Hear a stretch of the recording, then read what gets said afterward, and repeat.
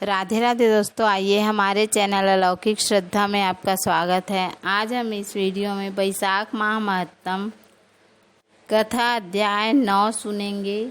तो आइए शुरू करते हैं।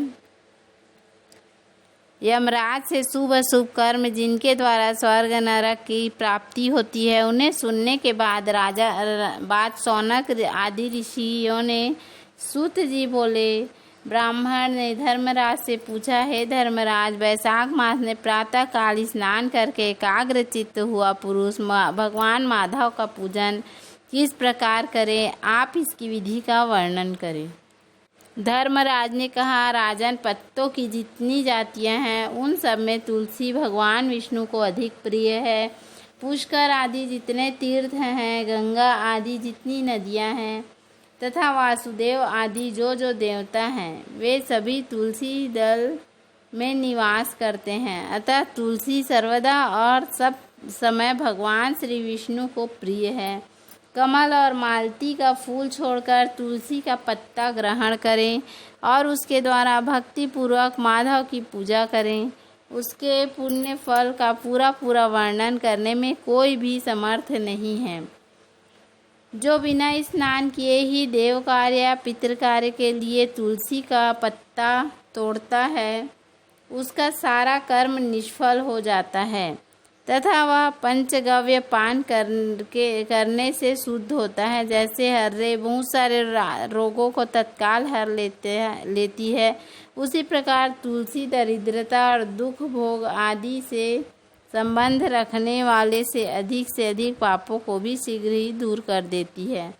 तुलसी काले रंग के पत्तों वाली हो या हरे रंग की, उसके द्वारा श्री मधुसूदन का पूजन करने से प्रत्येक विशेषता भगवान का हर भक्त नर से नारायण हो जाता है।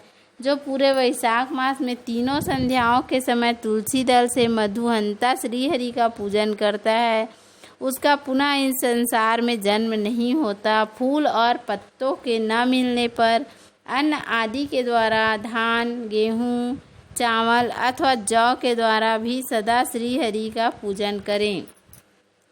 तत्पश्चात सर्वदेव में भगवान विष्णु की प्रदक्षिणा करें।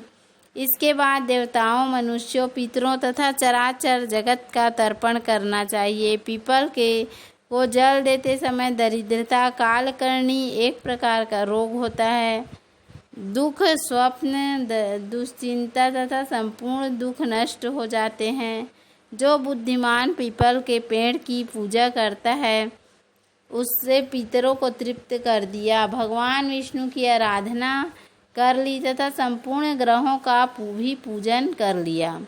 अष्टांग योग का साधन, स्नान करके पीपल के वृक्ष का सिंचन तथा श्री गोविंद का पूजन करने से मनुष्य कभी दुर्गति को प्राप्त नहीं होता। जो सब कुछ करने में असमर्थ हो, वह स्त्री या पुरुष, यदि पूर्वोक्त नियमों से युक्त होकर वैशाख की त्रयोदशी, चतुर्दशी और पूर्णिमा तीनों दिन भक्ति से विधि पूर्वक प्राप्त स्नान करे तो सब पातकों से मुक्त होकर अक्षय स्वर्ग का वासी होता है। जो वैशाख मास में प्रसन्नता के साथ भक्ति पूर्वक ब्राह्मणों को भोजन कराता है तथा 3 रात तक प्रातः काल एक बार भी स्नान करके संयम और शौच का पालन करते हुए श्वेत या काले तिलों को मधु में मिलाकर 12 ब्राह्मणों को दान कर देता है और उन्हीं के द्वारा स्वस्ति वाचन कराता है तथा मुझ पर धर्मराज प्रसन्न हो, इस उद्देश्य से देवताओं और पितरों का तर्पण करता है,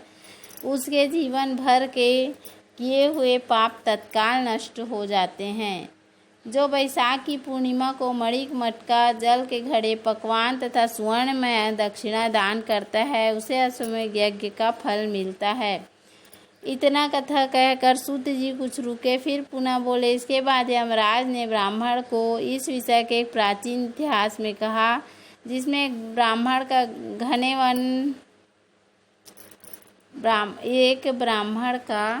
वन के भीतर प्रेतों के साथ संवाद हुआ था। मध्य प्रदेश में एक धन शर्मा नामक ब्राह्मण रहता था। उसके पाप लेश मात्र भी नहीं था। एक दिन वह कुश आदि के लिए वन में गया। उसे अद्भुत बात देखी। उसे 3 महाप्रेत दिखाई दिए जो बड़े ही दुष्ट और भयंकर थे। ब्राह्मण धन शर्मा उन्हें देखकर डर गया। उन प्रेतों की आंखें लाल लाल, काले काले दांत, सूखा हुआ पेट उनका पेट था। धन शर्मा ने उनसे पूछा, तुम लोग कौन हो? यह नरक की कौन सी अवस्था तुम्हें प्राप्त हुई है?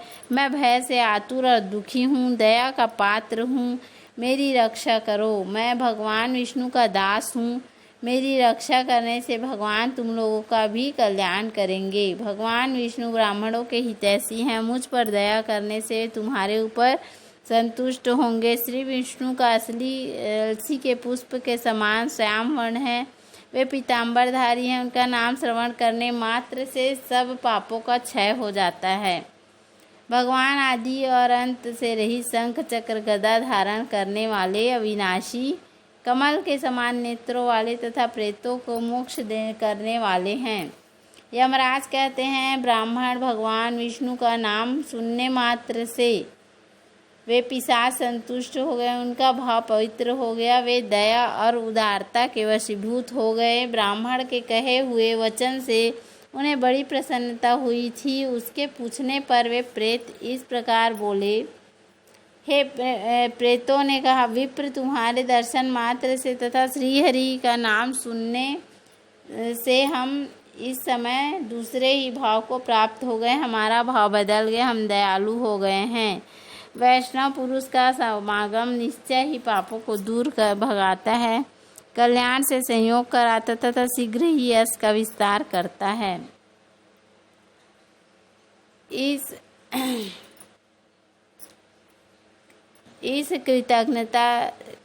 कृतज्ञ वो व्यक्ति होते हैं जो किसी के द्वारा अपने प्रति किए गए सत्कार्यों को भूल जाते हैं, नहीं मानते। उसी पाप से यह इस अवस्था को पहुंचा है। दूसरे पापी ने देवताओं का पूजन किए बिना ही अन्न भोजन किया है। इसने गुरु और ब्राह्मणों को कभी दान नहीं दिया और इसलिए इसका नाम विदैवत हुआ। यह पूर्व जन्म में हरिवीर नाम से विख्यात राजा था। 10,000 गांवों पर इसका अधिकार था। यह रोष, अहंकार और आज्ञा का उल्लंघन करने में तत्पर रहता था। प्रतिदिन 5 महायज्ञों का अनुष्ठान किए बिना ही खाता और ब्राह्मणों की निंदा किया करता था। उसी पाप कर्म के कारण यह बड़े बड़े नरकों का कष्ट भोगकर इस समय विदैवत नामक प्रेत हुआ है। अवैशाख नामक तीसरा प्रेत मैं हूँ। मैं पुनर्जन्म में ब्राह्मण था। मध्य प्रदेश में मेरा जन्म हुआ था। मेरा नाम गौतम था और मेरा गोत्र भी गौतम ही था। मैं वासपुर गांव में निवास करता था। मैंने माधव मास में भगवान माधव की प्रसन्नता के उद्देश्य से कभी स्नान नहीं किया और दान और हवन भी नहीं किया। विशेषतः वैशाख मास से संबंध रखने वाला कोई कर्म नहीं किया। वैशाख माह में मधुसूदन नाम से की पूजा नहीं किया तथा विद्वान पुरुषों का दान आदि से संतुष्ट नहीं किया।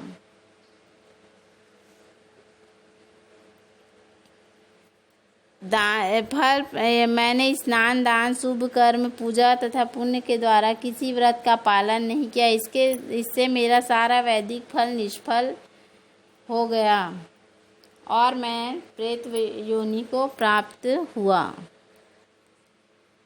वैशाख माह महत्तम कथा अध्याय 9 संपूर्णम। तो उम्मीद है आपको हमारा वीडियो पसंद आया होगा। यदि हमारा वीडियो पसंद आया तो वीडियो को लाइक करें, चैनल को सब्सक्राइब करें। धन्यवाद। राधे राधे।